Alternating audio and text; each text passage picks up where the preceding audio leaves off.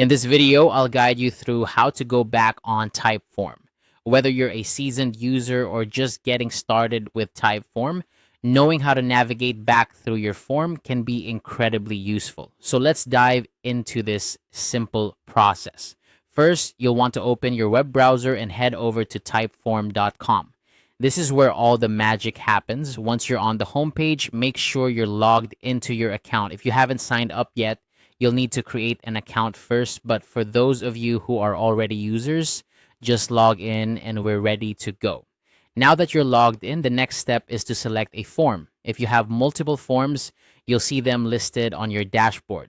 Choose the form you want to work with by clicking on it. This will open up the form editor where you can make any changes or tweaks to your form if needed. But today we're focusing on navigation rather than editing, so let's keep the focus on that. Once you have your form open, look for the preview option. This is typically located at the top of the page. Click on preview to see how your form will look to respondents.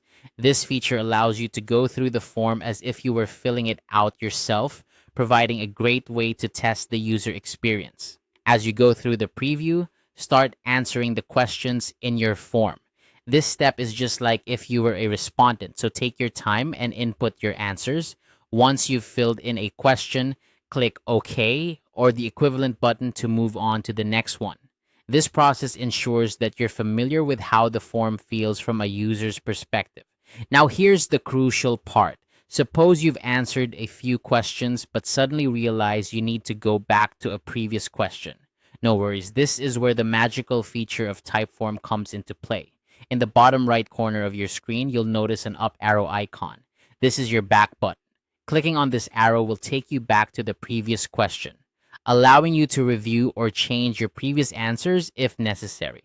It's as simple as that. And there you have it, a straightforward way to go back on Typeform when previewing your forms.